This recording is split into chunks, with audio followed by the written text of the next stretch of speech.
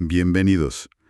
Hoy nos vamos a sumergir en esa frontera donde la ciencia y el deporte de élite se encuentran, buscando siempre esos detalles, esas pequeñas ganancias que marcan la diferencia. Y si te dijera que una de esas claves podría no estar en la potencia de las piernas, sino en la resistencia de los músculos que usamos para algo tan básico como, como respirar. Es que es una idea fascinante. Siempre pensamos en entrenar los músculos que vemos, ¿no? El cuádriceps, el bíceps. Pero, ¿y si el verdadero cuello de botella, donde de verdad nos atascamos, estuviera en el sistema de soporte, en la capacidad del cuerpo para coger aire cuando está bajo una presión extrema? Justo de eso va el análisis de hoy. Vamos a desgranar un estudio muy reciente y específico que explora una técnica de entrenamiento que suena a ciencia ficción, el entrenamiento de sprints repetidos en hipoxia. Uf, tema potente. Sí, la fuente es un artículo que se titula Effects of 5WK Repeated Sprint Training in Hypoxia on Global Inspiratory and Core Muscle Functions. Se publicó en la revista Journal of Sports Science and Medicine, ahora, en diciembre de 2024, y los autores principales son Qing-De Shi y Jinlei Nie. Un estudio que se hace una pregunta muy inteligente, la verdad, porque, vale, todos sabemos que entrenar en altitud o simulando altitud mejora el rendimiento, eso está claro. Pero la pregunta es, ¿qué mejora exactamente?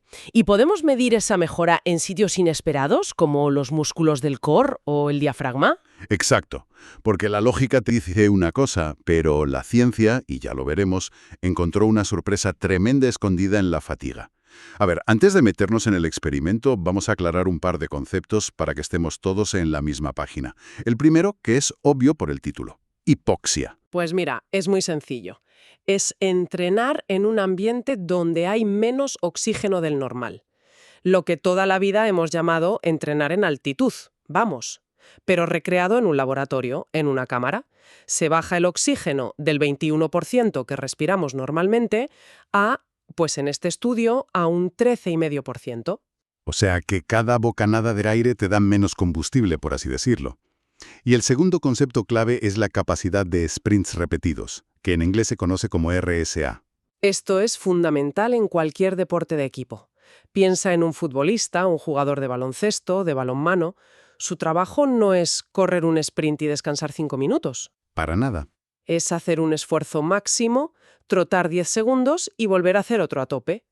La RSA es justo eso, la capacidad de mantener la calidad de esos sprints una y otra vez con muy poca recuperación. Es una medida directa de la resistencia a la fatiga en alta intensidad. Perfecto. Y el tercer pilar, que es la parte más novedosa del estudio, son los músculos inspiratorios y del core, los que usamos para llenar los pulmones y los que nos dan estabilidad en el tronco. Con esto claro, vamos al lío, al diseño del experimento. ¿Cómo se mide algo así? Pues con un diseño muy limpio, muy riguroso, cogieron a 20 jugadores universitarios de deportes de equipo, todos hombres, y los dividieron en 2 grupos.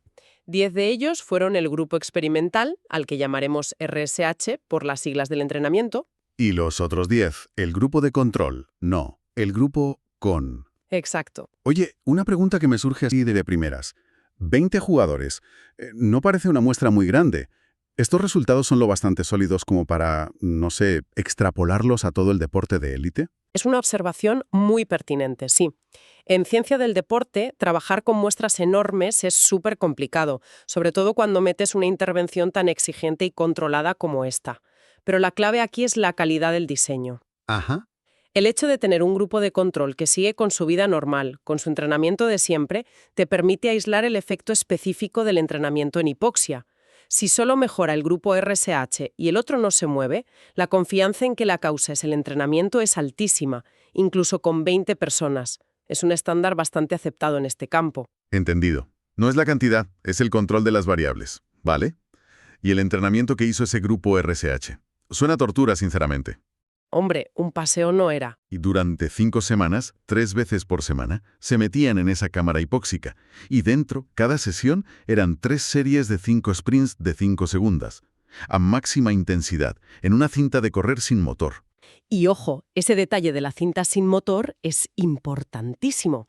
No es una cinta que te mueve los pies. Eres tú, con tu fuerza, el que tiene que generar el 100% de la potencia para mover la banda. Mide la potencia y la velocidad de una forma mucho más real. Y para rematar, solo 25 segundos de descanso entre cada uno de esos sprints. Vamos, una auténtica paliza metabólica. Y claro, para ver si funcionaba, midieron a los atletas antes y después de las 5 semanas. Exacto. Y no solo los midieron en reposo, les hicieron pasar por un protocolo de ejercicio diseñado para simular la fatiga de un partido. Y las mediciones clave se tomaron antes de ese protocolo y justo después.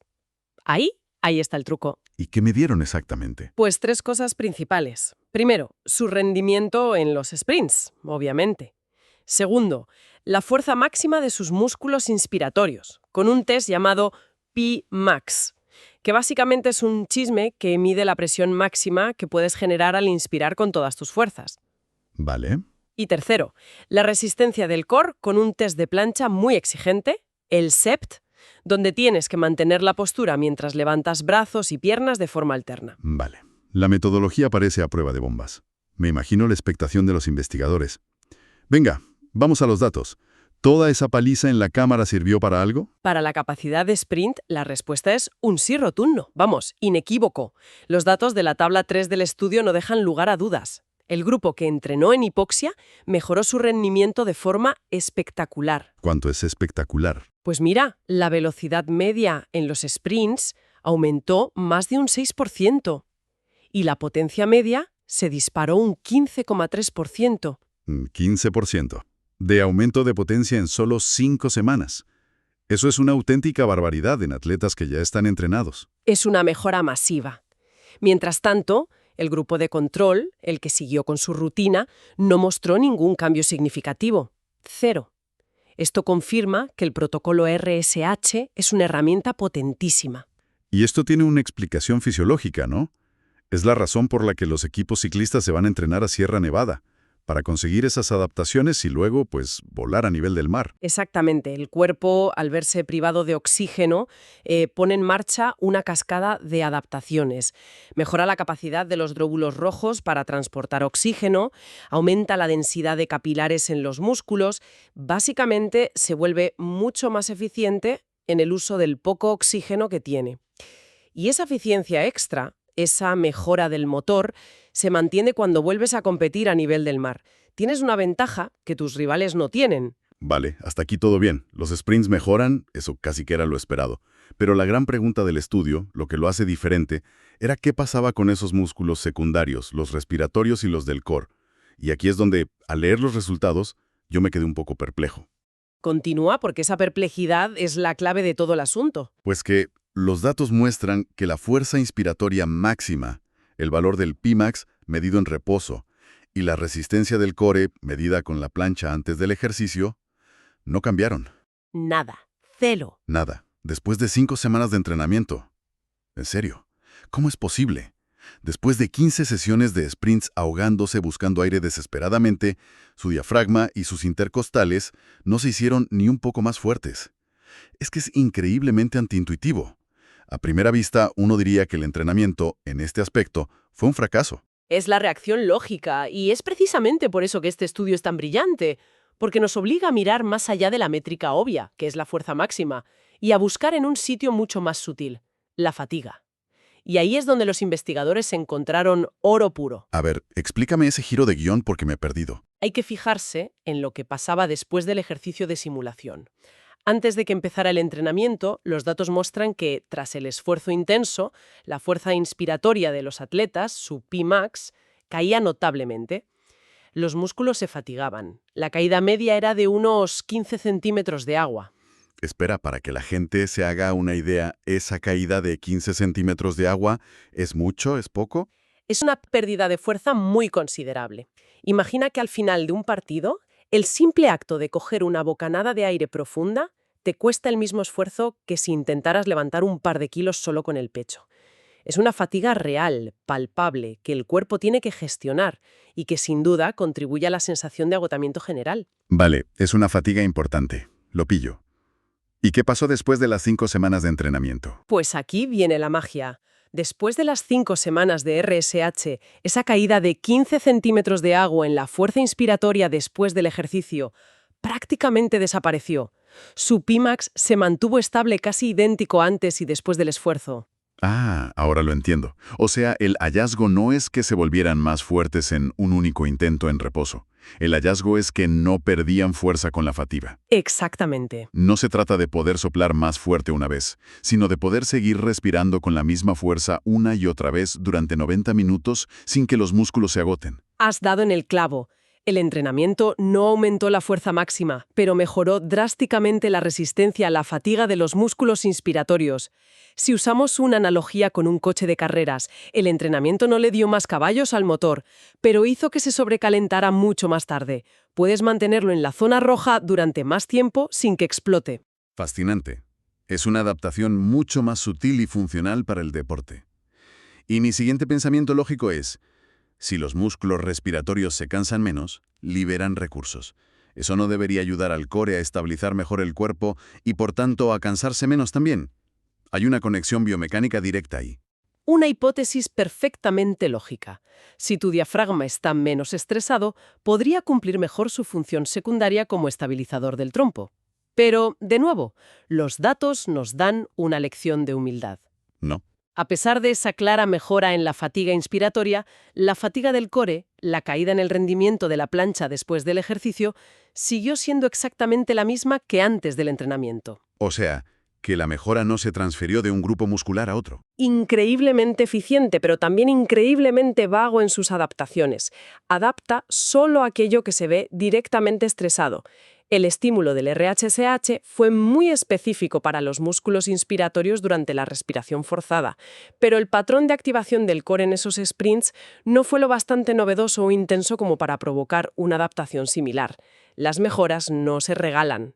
Vale. Entonces, si juntamos todas las piezas de este puzzle, ¿qué nos llevamos a casa?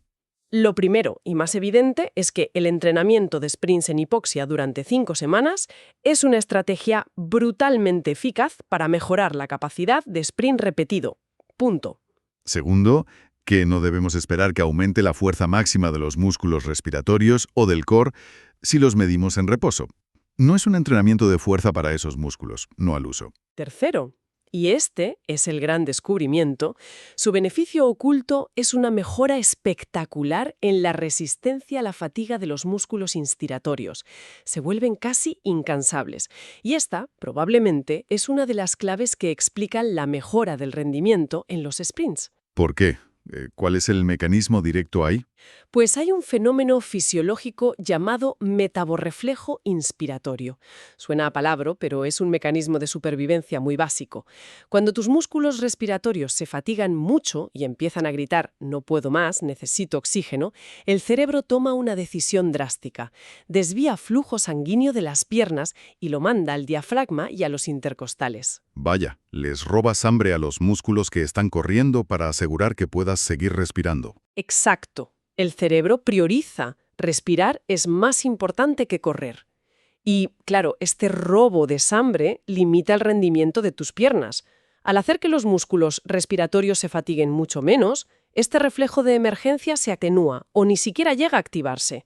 El resultado es que más sangre y, por tanto, más oxígeno queda disponible para las piernas durante más tiempo. Corres más y más rápido. Una conexión fisiológica directísima. Entonces, para un entrenador de un equipo de primera división, ¿la recomendación sería compren una cámara hipóxica mañana mismo? Bueno, esa es la aplicación ideal, pero también la más cara e inaccesible.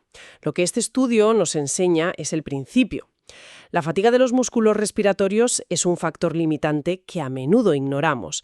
Quizás no todos puedan tener una cámara hipóxica, pero nos abre los ojos a la importancia de entrenar específicamente estos músculos, incluso con aparatos de entrenamiento inspiratorio mucho más sencillos y baratos.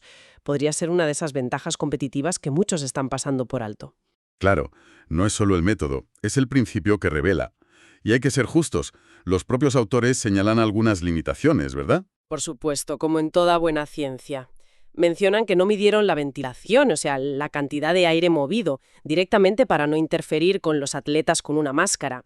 Y también sugieren que un periodo más largo de entrenamiento, quizás 8 o 10 semanas, podría llegar a mostrar alguna mejora en la fuerza máxima. La dosis siempre importa. Un análisis que nos muestra que en la ciencia del deporte, los detalles lo son todo. No basta con ver que un atleta corre más rápido, hay que entender la red de mecanismos que hay detrás. Totalmente. Lo que parece una simple mejora en la velocidad puede tener su origen en una adaptación súper sutil en la resistencia de un grupo de músculos que a menudo ni consideramos parte de la ecuación. Para quien quiera sumergirse en la metodología, ver las estadísticas y leer la discusión de los autores, recomendamos encarecidamente leer el artículo original. Repito el título: Effects of 5-Week Repeated Sprint Training in Hypoxia on Global Inspiratory and Core Muscle Functions, de Qin Deshi y su equipo, en el Journal of Sport Science and Medicine. Es un ejemplo excelente de investigación deportiva de alto nivel. Y una lectura que te hace pensar, desde luego. Sin duda. Y para terminar, dejamos esa idea en el aire.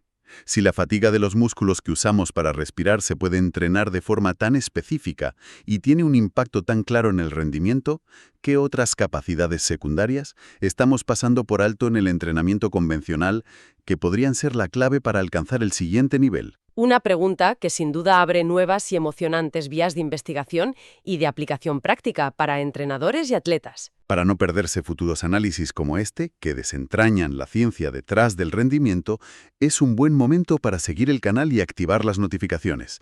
Gracias por acompañarnos.